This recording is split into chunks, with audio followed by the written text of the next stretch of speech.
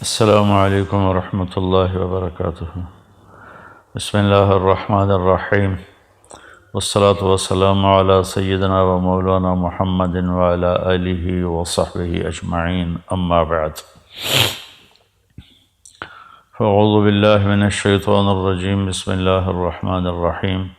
یا ایہا الذین آمنوا کتب علیکم الصیام کما کتب علی الذین من قبلکم لعلکم تتقون۔ اللہ کا لاکھ لاکھ شکر ہے، احسان ہے کہ رمضان شریف کے پہلے 10 دن اللہ تعالیٰ نے عافیت سے گزروا دیے۔ جن بھائی بہنوں نے روزے رکھے اللہ انتہائی قبول فرمائے، تراویح پڑھی اللہ قبول فرمائے۔ جن بھائی بہنوں کی بیماری کی وجہ سے چھوٹ گئے اللہ ان کو صحت کاملہ نصیب فرمائے۔ جن کے سستی کی وجہ سے چھوٹ گئے اللہ تعالیٰ ان کو اپنے خزانوں سے توبہ کی توفیق عطا فرمائے اور ان کی اس کمی کو بھی اللہ تعالیٰ معاف فرمائے۔ تو سب کے لیے دعا کرتے ہیں۔ تو اللہ تعالیٰ نے رمضان المبارک کا مہینہ، علماء ایک جگہ میں نے پڑھا تھا، یہ حدیث تو نہیں ہے، ویسے ہی بعض علماء کا قول ہے کہ رمضان المبارک کی 12 مہینوں میں وہ فضیلت اور انفرادیت ہے جیسے یوسف علیہ السلام کی 12 بھائیوں میں، یوسف سمیت 12 بنتے تھے، تو جیسے ان 12 بھائیوں میں یوسف علیہ السلام ایک نمایاں حیثیت رکھتے تھے، اسی طرح ان 12 مہینوں میں رمضان المبارک اپنی ایک انفرادی حیثیت رکھتا ہے کہ کتنی بڑی فضیلت کی بات ہے کہ جنت کے دروازے کھول دیے جاتے ہیں، جہنم کے دروازے بند کر دیے جاتے ہیں، اللہ کا عرش پہلے آسمان پر آ جاتا ہے اور پکار ہوتی ہے، کوئی مانگنے والا ہے، کوئی توبہ کرنے والا ہے، کوئی بخشش چاہنے والا ہے، اور ایک فرشتہ پکارتا ہے نیکی کے چاہنے والے آگے بڑھ، اور دوسرا فرشتہ پکارتا ہے برائی کے کرنے والے پیچھے ہٹ اور بس کر۔ اللہ نے اس رمضان کی ایک اور بھی بڑی خوبصورت فضیلت رکھی ہے کہ اس میں جس کا انتقال ہو جائے، دوزخ کے دروازے تو بند ہیں اور قبر میں حساب بھی نہیں ہوتا، منکر نکیر بھی نہیں آتے، اگر وہ ایمان پہ اس کا خاتمہ ہوا ہے تو وہ کتنا ہی ہماری نظر میں غلط آدمی ہو لیکن اللہ کے ہاں اس کی بخشش ہو جاتی ہے۔ تو اللہ نے 10 دن گزروا دیے، اس کا لاکھ لاکھ شکر ہے، احسان ہے۔ باقی 20 دن ہیں، اور پہلا جو 10 دن ہوتے ہیں وہ رحمت کے ہوتے ہیں، اور دوسرے 10 دن وہ بخشش کے ہوتے ہیں، اور تیسرے جو 10 دن ہیں وہ جہنم سے خلاصی اور جہنم سے نجات کے ہوتے ہیں۔ اس رمضان کے ہر لمحے کو اللہ تعالیٰ نے کہا ایام معدودات، یہ اس میں ہم سب کہتے ہیں یار ابھی تو رمضان آیا تھا اور گزر گیا، ایام معدودات میں اللہ تعالیٰ نے کہا یہ تو تھوڑے سے دن ہے، تمہیں گزرنے کا پتہ بھی نہیں چلے گا۔ روزہ تو بنو اسرائیل کا تھا جو افطاری سے افطاری تھا، 24 گھنٹے کا روزہ تھا، اور بیویاں بھی ان پر حرام ہوتی تھی۔ اللہ نے ہمارے لیے تو آسانی فرما دی ہے، افطاری اور سحری رات اللہ تعالیٰ نے ہر حلال کو حلال کر دیا۔ تو میرے بھائی بہنوں، میرے عزیزوں، میرے پاکستانی بہن بھائیوں، میں پوری امت مسلمہ سے بات کرنے کی نیت کرتا ہوں کہ ہر آنے والا دن ہماری زندگی کو کاٹ کے لے جا رہا ہے اور ہم تیزی سے اللہ کی طرف بڑھ رہے ہیں۔ افلا، ایک حدیث یاد آ گئی زمانے کے بعد، انکم فی زمان ہدنا وان السیر بکم لسریع افلا ترون الی اللیل والنہار یقربان کل بعید ویبلیان کل جدید ویاتیان بکل موعود۔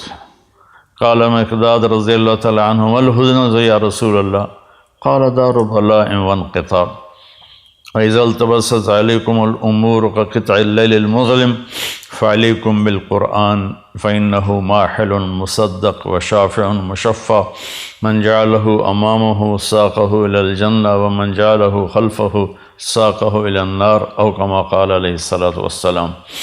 میرے نبی نے فرمایا کہ تم ہدنہ کے زمانے میں ہو، تم دیکھتے نہیں ہو کہ دن رات کتنی تیزی سے آنے والے وقت کو قریب لا رہے ہیں، اور تیزی کے ساتھ وہ ہماری جوانی کو بڑھاپے کی طرف تبدیل کر رہے ہیں، اور تیزی کے ساتھ اللہ کے وعدے کو قریب لا رہے ہیں، یعنی قیامت، اور قیامت کے بعد حساب کتاب۔ تو مقداد رضی اللہ تعالیٰ نے پوچھا یا رسول اللہ ہدنہ کیا ہے؟ تو آپ نے فرمایا مصیبتوں کا گھر اور مٹ جانے والا گھر، یہ ہے ہدنہ، یعنی یہ دنیا۔ تو جب ایک ایسا وقت آئے تم پر کہ ہر چیز تمہارے اوپر کھل نہ سکے اور اندھیرا چھا جائے، تمہیں سمجھ میں نہ آئے میں اب کیا کروں، کدھر جاؤں، فعلیکم بالقرآن، تو تم قرآن کو مضبوطی سے تھام لینا، کہ یہ وہ جھگڑا کرنے والا ہے جس کا جھگڑا اللہ تسلیم کرے گا، وہ سفارشی ہے جس کی سفارش اللہ تسلیم کرے گا، جو اسے آگے رکھے گا یہ اسے جنت میں پہنچائے گا، جو اسے پیچھے رکھے گا یہ اسے دھکا دے کے جہنم میں گرائے گا۔ تو اللہ تعالیٰ نے ہماری خوش قسمتی کہ ہمیں قرآن دیا جو آج تک محفوظ ہے، اس کا ایک ایک لفظ محفوظ ہے، اس کے زیر زبر تک محفوظ ہیں۔ تو باقی کتابیں تو تبدیل ہو گئیں، ان کے ترجمے ہو گئے، لیکن قرآن ایک ایسی کتاب ہے جو دنیا میں سب سے زیادہ پڑھی جاتی ہے، یاد کی جاتی ہے۔ کتنا بڑا معجزہ ہے کہ چھوٹا سا بچہ پاکستانی جس کو پتہ بھی نہیں کہ میں کیا پڑھ رہا ہوں، 7 سال کی عمر میں وہ قرآن یاد کر لیتا ہے، اور 70 سال کی عمر میں بھی یاد کر لیتا ہے۔ تو میرے بھائی بہنوں، یہ ہے اللہ کا پیغام، ہم نے اللہ کے بندوں کو جا کر سنانا ہے کہ اس مختصر زندگی میں ہم اللہ کو مان لیں۔ اور اللہ نے ہمیں امت وسط بنایا ہے، وَكَذَلِكَ جَعَلْنَاكُمْ أُمَّةً وَسَطًا، نہ ہمارے اندر زیادتی اللہ چاہتا ہے نہ کمی چاہتا ہے۔ زیادتی اور کمی سے مراد ہے کہ عبادات میں اتنا کھب جانا کہ دنیا ہاتھ سے چلی جائے، یا دنیا میں ایسے کھب جانا کہ آخرت ہاتھ سے چلی جائے۔ اللہ نے یہ ہمارے لیے نہیں بنایا۔ وَكَذَلِكَ جَعَلْنَاكُمْ أُمَّةً وَسَطًا، تم اعتدال کی امت ہو۔ تو عبادت کرتے کرتے دل میں ایک تکبر سا آ جاتا ہے، اور آدمی نہ داڑھی والا آدمی کسی کلین شیو کو دیکھتا ہے تو ایک لاشعوری کراہت اس کے دل میں پیدا ہو جاتی ہے۔ برقع والی پردہ خاتون جب کسی بے پردہ عورت کو دیکھتی ہے تو اس کے دل میں ایک لاشعوری کراہت اور ایک لاشعوری اس کی کمی پیدا ہو جاتی ہے۔ ایسے ہم کسی کو کمیوں کا، نمازی آدمی بے نمازی کو دیکھتا ہے۔ تو میرے بھائی بہنوں، اپنے روزوں کی حفاظت کرو، اپنی عبادات کی حفاظت کرو، سب کے عیب دیکھنے سے اپنے آپ کو اندھا کر لو، اور سب کی برائی سننے سے اپنے آپ کو بہرا کر لو، اور سب کی برائی بولنے سے اپنے آپ کو گونگا کر لو، تو اللہ کی قسم آپ کا دل سورج کی طرح روشن ہو جائے گا۔ اب وہ فرید الدین عطار رحمۃ اللہ علیہ کا ایک شعر ہے، لب بند و چشم بند و گوش بند گرنہ بینی نور حق برما بخند، اپنی آنکھوں کو روک لے غلط دیکھنے سے، اپنے کانوں کو روک لے غلط سننے سے، اپنی زبان کو روک لے غلط بولنے سے، پھر اگر تیرا دل روشن نہ ہو تو مجھے آ کے پکڑ لینا۔ تو ہمارے معاشرے میں ماشاءاللہ عبادات بہت ہیں، لیکن اس کی حفاظت بہت کم ہے۔ ایک غیبت کا بول سارے دن کے روزے کو لے کے چلا جاتا ہے، ایک حقارت کی نظر وہ سارے دن کی بھوک اور پیاس کو لے کے چلی جاتی ہے۔ عیسیٰ علیہ السلام تشریف لے جا رہے تھے، ان کے ساتھ ان کے صحابہ تھے، اوپر پہاڑ کی چوٹی پہ ایک ڈاکو رہتا تھا۔ تو اس نے جب عیسیٰ علیہ السلام کو دیکھا تو اسے ندامت ہوئی، اور اس نے وہیں بیٹھ کے توبہ کی، یا اللہ آج کے بعد میں توبہ، میں کوئی ڈاکہ نہیں ڈالوں گا، اور میں تیرے نبی کے ساتھ رہوں گا۔ نیچے آیا اور ساتھ چلنے لگا۔ تو عیسیٰ علیہ السلام کے صحابہ میں سے ایک کی ایسے نظر پڑی، اور تو اس کو یوں دیکھا، کہاں صرف اتنا کہا حقارت سے، مطلب یہ تو ادھر کدھر آ گیا۔ تو اس وقت جبریل اترے اور انہوں نے کہا کہ اے روح اللہ، اللہ تعالیٰ فرما رہے ہیں آپ کے پیچھے 2 آدمی ہیں، ایک آپ کا صحابی ہے اور ایک میرا بندہ ہے گناہ گار۔ تو آپ ان دونوں سے کہیں کہ فَلْيَسْتَأْنِفِ الْعَمَلَ، کہ دونوں کے دونوں نئے سرے سے اپنے عمل کو، زندگی کو شروع کریں۔ جو آپ کا صحابی ہے اس کے سارے عمل میں نے رد کر دیے ایک میرے بندے کو حقیر سمجھنے کی وجہ سے، اور وہ جو ڈاکو ہے اس کے سارے گناہ میں نے معاف کر دیے ندامت کی وجہ سے۔ تو اب دونوں زیرو ہیں، ایک کی جو بیلنس شیٹ ہے اس میں سے ساری نیکیاں مٹ گئیں، کسی کو حقیر سمجھا، دوسرے کی بیلنس شیٹ سے سارے گناہ مٹ گئے کہ ندامت آئی، 2-4 آنسو ٹپکے اور وہ ساتھ ہو لیا۔ ہم اپنے اس روزے کی تلاوت کی کتنی ماشاءاللہ لوگ ہمت کرتے ہیں، تو کئی تو ایک دن میں پورا قرآن ختم کر دیتے ہیں۔ تو اس کی حفاظت بھی کرنی ہے کہ ہماری آنکھیں عیب نہ دیکھیں، ہماری زبان غیبت سے بچے، ہمارے کان برائی سننے سے بچیں۔ معاذ اسلمی رضی اللہ تعالیٰ عنہ کو حد لگی اور وہ ان کو سنگسار کیا گیا، تو 2 صحابی آپس میں باتیں کر رہے تھے کہ اچھا بھلا اللہ نے پردہ ڈالا تھا، اپنے آپ کو اس نے ننگا کیا اور رسوا ہوا، آپ نے سن لیا۔ آگے جا رہے تھے تو ایک گدھا مردہ پڑا ہوا تھا، اس کی ٹانگیں پیٹ پھول کے اور ٹانگیں اوپر ہو گئی تھیں، تو آپ نے کہا وہ ان 2 کو بلاؤ۔ جب وہ آئے تو آپ نے فرمایا کہ یہاں بیٹھ جاؤ اور اس کو کھا لو۔ وہ کہنے لگے یا رسول اللہ یہ آپ کیا فرما رہے ہیں، مرا ہوا حرام مردار ہم کیسے کھائیں؟ تو آپ نے فرمایا ابھی جو تم نے اپنے بھائی کا گوشت کھایا ہے وہ اس سے بھی زیادہ گندی اور غلیظ چیز ہے، جو تم نے اس مرنے والے کی غیبت کی ہے۔ پھر آپ نے کہا والذی نفسی بیدہ، اس ذات کی قسم جس کے قبضے میں میری جان ہے، میں اب اس کو دیکھ رہا ہوں ینغمس فی انہار الجنہ، وہ جنت کی نہروں میں غوطے لگا رہا ہے، اور تم غیبت کر کے اپنی ساری کمائی گما بیٹھے ہو۔ تو میرے بھائی بہنوں، روزے کی حفاظت کریں، غیبت چھوڑیں، گالیاں چھوڑیں۔ ہمارے معاشرے میں اذا تصابت امتی سقطت من عین اللہ، جب میری امت ماں بہن کی گالیوں پر آ جائے گی تو اللہ کی نظروں سے گر جائے گی۔ تو مہربانی کر کے ہم اپنی زبان کو میٹھے بول سے سجائیں، جو ہماری برائی کرے ہم اس کی اچھائی کریں، جو ہمیں گھٹیا سمجھے ہم اسے اچھا سمجھیں، جو زیادتی کرے ہم اسے معاف کریں۔ تو اللہ کی قسم اللہ آپ کا کفیل بھی بن جاتا ہے، وکیل بھی بن جاتا ہے، اور رقیب بھی بن جاتا ہے، حفیظ بھی بن جاتا ہے، شہید بھی بن جاتا ہے، ولی بھی بن جاتا ہے، نصیر بن جاتا ہے، سارے اللہ کے جو نام کفا باللہ علیما، کفا باللہ ہادیم و کفا بربک ہادیم و نصیرا، کفا باللہ شہیدا، کفا باللہ رقیبا، کفا باللہ ولیہ، الیس اللہ بکاف عبدا فسیکفیکہم اللہ والسمیع العلیم۔ ان ساری آیات کا خلاصہ کرو تو اللہ کہتا میں تیرے ساتھ ہوں۔ کس وقت؟ ہم صرف یہ 1، 2 اور 3، بس آج کے میرے پیغام میں یہ ایک چھوٹی سی گزارش ہے، 1، 2، 3۔ اس نظر سے غلط نہ دیکھو، ایک غلط نظر اندر کو برباد کر دیتی ہے، تباہ کر دیتی ہے۔ ان کانوں سے غلط نہ سنو، اس زبان سے غلط نہ بولو۔ ہو جائے تو پریشانی کی بات نہیں ہے، اگر ہو جائے، نظر غلط اٹھ جائے، زبان غلط بول جائے، کان غلط سن جائیں تو گھبرانے کی بات نہیں ہے، ہم اسی وقت توبہ کریں گے، اللہ اسی وقت معاف کر دے گا۔ ابھی ایک نوجوان کا فون آیا تھا، کہا کہ میری زندگی بڑی غلط ہے، بہت خراب ہے، میں توبہ کرنا چاہتا ہوں۔ میں ایک مولانا کے پاس گیا تھا کہ کیا میری توبہ قبول ہو سکتی ہے؟ انہوں نے کہا دفع ہو جا، تیرے منہ پہ داڑھی تو ہے نہیں، تو توبہ کرنے کیا آیا ہے؟ تو وہ کہنے لگا میں نے خودکشی کا ارادہ کر لیا کہ زندگی سے تو موت ہی بہتر ہے۔ پھر کہیں سے میرا نمبر ملا تو اس نے مجھے بتایا، پھر میں نے اس کا بیٹا اللہ کہتا ہے اتنے گناہ کرو کہ آسمان کی چھت کو لگا دو، پھر ایک دفعہ کہہ دو یا اللہ معاف کر تو میں ساری معاف کر دیتا ہوں۔ اور میرے نبی نے فرمایا دن میں 70 دفعہ توبہ توڑ کے توبہ کر لے تو اللہ تعالیٰ اس کی بخشش فرما دیتا ہے اور اس سے اپنی دوستی کو برقرار رکھتا ہے۔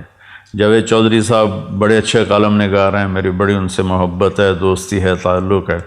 انہوں نے ایک دفعہ مجھے فون پہ لیا، مجھے کہا کہ مولانا آپ لوگوں کو گناہوں پہ دلیر کر رہے ہیں۔ میں نے کہا وہ کیسے؟ کہ آپ کہتے ہیں جتنی دفعہ مرضی توبہ توڑو، توبہ کر لو گے تو اللہ معاف کر دے گا۔ اگر آپ کا نوکر 2-3 دفعہ غلطی کرے تو چوتھی دفعہ آپ اسے معاف کریں گے؟ میں نے کہا جاوید بھائی آپ نے مجھے اللہ کے برابر کر دیا، میں تو انسان ہوں، میرا تو بیٹا اگر میرے مقابلے میں آئے گا تو میں کہوں گا بھائی اپنا راستہ الگ کر لو، میری جان چھوڑ دو۔ وہ اللہ ہے، اللہ جو اپنی زبان سے کہہ رہا ہے کہ تمہارے اتنے گناہ ہوں۔ عرفات کے میدان میں جب آدمی پہنچتے ہیں تو اللہ کہتا ہے اتنے گناہ لاؤ جتنے بارش کے قطرے، اتنے گناہ لاؤ جتنے درختوں کے پتے، اور اتنے گناہ لاؤ جتنے ریت کے ذرے، اور اتنے گناہ لاؤ جتنے جس دن دنیا پیدا کی تھی اس سے آج تک جتنے دن اور رات آئے اتنے گناہ لے کر آؤ۔ ایک آدمی، ہر آدمی اتنے گناہ لے کر آئے اور تم کو یا اللہ توبہ، تو اللہ کہے گا جاؤ معاف کیا۔ تو اللہ نے اس کے ساتھ توبہ کا دروازہ رکھا ہے۔ بعض اوقات شیطان نا امید کر رہتا ہے جی میری تو زبان پھسل جاتی ہے، گالی نکل جاتی ہے، غیبت ہو جاتی ہے، یا میری نظر غلط اٹھ جاتی ہے، تو بھائی جہاں غلطی ہو وہیں توبہ کرو، اللہ اسی وقت معاف کر دیتا ہے، کھڑے کھڑے معاف کر دیتا ہے۔ مثلا میں اپنے بیٹے پر تھوڑی سی سختی کروں گا نا تو اس کے دل کے اوپر ایک اثر آ جائے گا، پھر اس کو قریب کرنا چاہوں گا تو وہ قریب نہیں آئے گا۔ میرا مالک، میرا جو جی ایم ہے وہ مجھ پر زیادتی کرے گا تو میرے دل میں ایک اثر آ جائے گا، وہ معافی مانگے گا تو میرا دل نہیں کرے گا معاف کرنے کے لیے۔ اور اللہ اثر سے پاک ذات، ہمارے گناہوں کا اس پر کوئی اثر نہیں ہے، نہ ہماری نیکیوں کا اس کو کوئی نفع ہے، نہ ہمارے گناہوں کا اس کو کوئی نقصان ہے۔ لن تبلغوا ضری فتضرونی ولن تبلغوا نفعی فتنفعونی، کہ تمہاری عبادت مجھے کوئی نفع نہیں پہنچاتی اور تمہارے گناہ وہ مجھے کوئی نقصان نہیں پہنچاتے۔ تو برائے مہربانی اگر غلطی ہو جائے تو مایوس نہیں ہونا چاہیے، فوراً توبہ کرنی چاہیے۔ ایک نوجوان کہنے لگا جی پھر کیا فائدہ، ادھر توبہ کرتے ہیں ادھر توڑ دیتے ہیں۔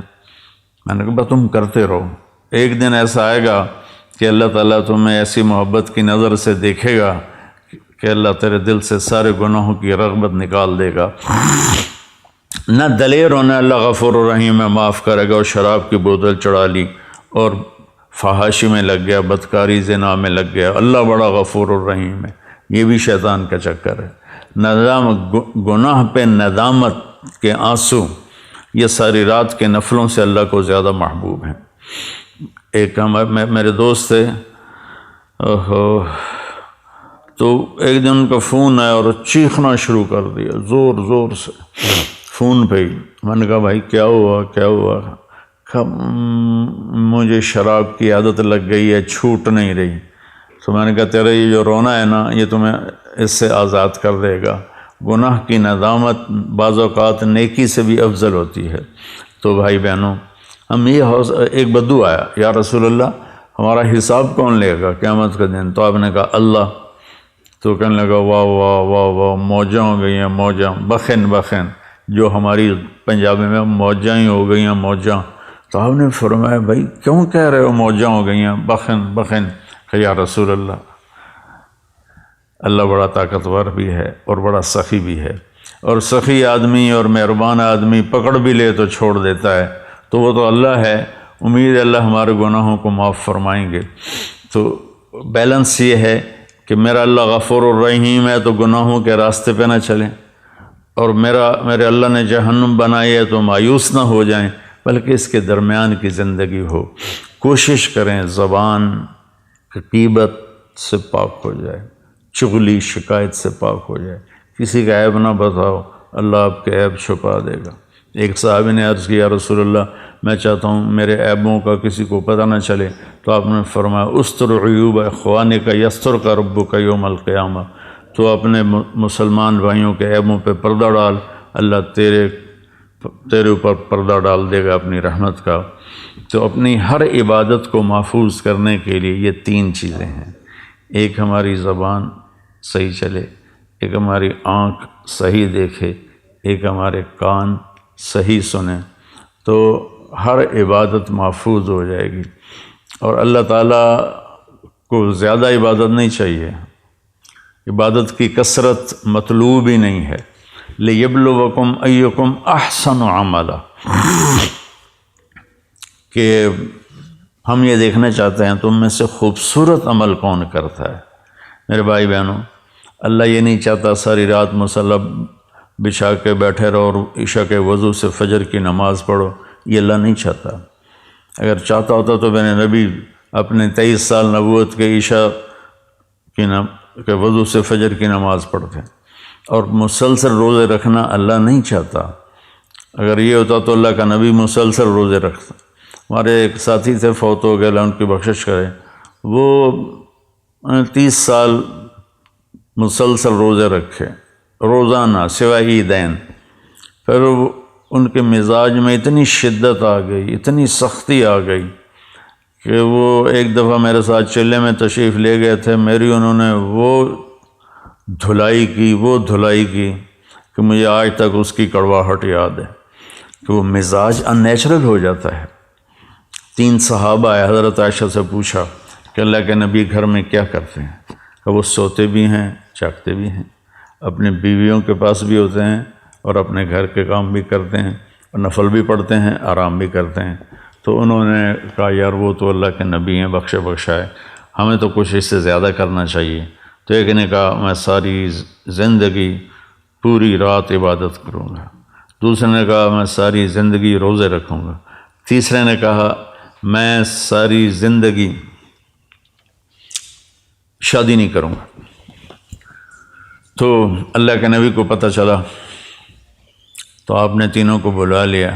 آپ نے فرمایا مجھ سے زیادہ اللہ سے ڈرتے ہو، مجھ سے زیادہ تمہیں اللہ کا پتہ ہے۔ میں اللہ کا نبی ہوں، میں کھاتا بھی ہوں، میں روزہ بھی رکھتا ہوں، میں افطار بھی کرتا ہوں، میں سوتا بھی ہوں، میں نفل بھی پڑھتا ہوں، میں اپنی بیویوں کے پاس بھی جاتا ہوں اور اللہ کو بھی یاد کرتا ہوں۔ کیا تم مجھ سے زیادہ عبادت گزار بننا چاہتے ہو؟ میری امت میں رہبانیت نہیں ہے، میری امت میں رہبانیت نہیں ہے۔ اعتدال والی زندگی اللہ کو پسند ہے۔ ساری دنیا کے اولیاء کرام شیخ عبد القادر جیلانی بن جائیں اور پھر وہ سارے ایک صحابی کے برابر ہونا چاہیں تو کسی صحابی کے برابر نہیں ہو سکتے جن کو اللہ کے نبی کی صحبت نصیب ہوئی۔ تو اسلام ایک معتدل زندگی پیش کرتا ہے۔ یہ اس قسم کے واقعات کتابوں میں ہیں۔ 40 سال عشاء کے وضو سے فجر کی نماز پڑھی اور ساری زندگی ایک میں پڑھ رہا تھا، میں نے 1 سال کھایا پیا نہیں، 1 سال پیا کھایا نہیں، 1 سال نہ کھایا نہ پیا۔ یہ اسلام تو ہمارے پیش کرنے کا نہیں ہے۔ اسلام تو ایک خوبصورت زندگی پیش کرتا ہے۔ ولایت کا مقام عبادت سے نہیں ہوتا ہے، ولایت کا مقام اللہ کے بندوں کے سامنے جھکنے سے ملتا ہے، تواضع اور عاجزی سے ملتا ہے۔ تو ہم اپنے اسلام کو اللہ نے ہمیں معتدل اسلام دیا، اپنے بچوں پر بھی سختی سے نافذ نہ کریں۔ تو بھائی بہنوں، اعتدال سے چلنا اور اللہ کے سامنے سر جھکانا، اور یہ نظریں، یہ زبان، یہ کان، اس کو آپ محفوظ کر لیں۔ اس نے میرے ساتھ یہ کیا، آپ نے کہا چلو درگزر کرو، تو پھر آپ دیکھو گے اللہ تعالیٰ آپ کی زندگی میں کیسے بہار لاتا ہے۔ السلام علیکم۔